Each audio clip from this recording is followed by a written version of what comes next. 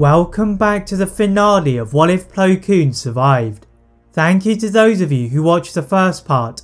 To recap what happened in that video if you haven't seen it, the Jedi Master had escaped Cato Neimoidia, and after discovering the survival of former Jedi Ahsoka Tano, as well as several other clone troopers, he managed to reunite with Obi-Wan and Yoda at the Jedi Temple. Now we follow Plo Koon and Obi-Wan as they go to search for the fallen Jedi Knight Anakin Skywalker. The Jedi Council members allowed the droids aboard to guide them to their destination as they meditated in the ship's quarters. Sensing the darkness from the planet they were approaching, they looked at the navigational computer and found that it was the lava planet of Mustafar. The Jedi observed Padme's Naboo starskiff float onto the platform, and the Senator rushing out to approach Vader. Obi-Wan is about to jump from the safety of their ship, but Plo Koon commands for patience, and they see Vader collapsing to his knees. From above, the Jedi Masters choose this moment to emerge, and Vader stared at them both. Plo Koon felt concerned that he had chosen the wrong moment, as the Sith apprentice ignited his blade and lunged in their direction, but his technique was full of his internal conflict and they disarmed him easily. The former Jedi bemoaned all of his actions as Vader and pleaded for the Jedi to eliminate him so his suffering could end.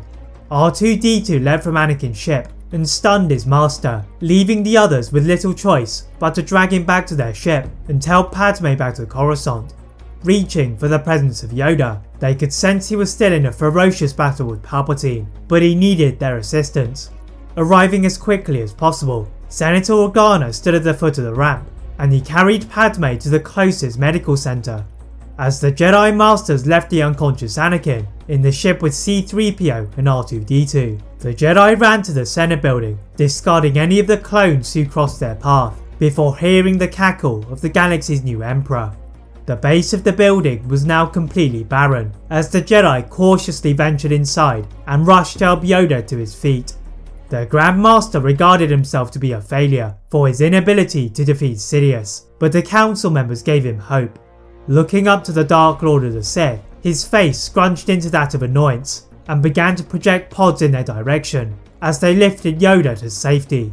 Together, Plo Koon and Obi-Wan dodged all of the Force-augmented attacks launched in their path, finally reaching the same level as Palpatine, and ignited their blades. The Jedi were regarded as two of the best lightsaber duelists in the Order, but Palpatine's speed had not been something they'd ever faced. Obi-Wan was still feeling the effects of his tribulations on Utapau, and the discovery of Anakin turning to the dark side, so the Keldor Master battled the Sith Lord with his patented Form 5 of lightsaber combat. Matching Palpatine strike for strike, he was proving to be a worthy adversary, and demonstrating all of the skills he had when defeating Yoda at the temple. Sidious realised that Plo Koon could not be defeated in hand-to-hand combat, and acrobatically leapt back to extend his fingertips, then launch a lightning attack. The Jedi Master absorbed the attack with his armoured talons, but could not make any progress in moving to Palpatine, until a figure from above leapt in between them. Anakin had recovered from being stunned to awaken in the cargo hold of the ship, and knew he had one last chance to redeem himself for the crimes he had committed. The Jedi Knight used the Force to jump to the roof of the Senate building, and cut a hole in the dome, revealing the duel taking place. The sight of Obi-Wan labouring to defend himself sparked Anakin into action, diving into the path of a Force battle, and blocking the lightning attack aimed for Plo Koon using his blade. Sidious growled like a feral beast, but Anakin did not back down, pushing Sidious to the edge of a Senate pod.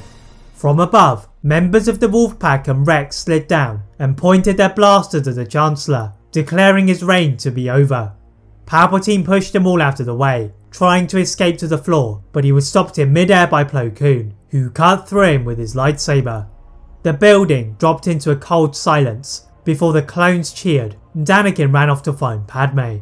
Yoda, Obi-Wan, Plo Koon and Bail Organa met outside of Padme's medical bay to decide on their next steps of rebuilding the Jedi and the Republic, and head off to find any other survivors of Order 66.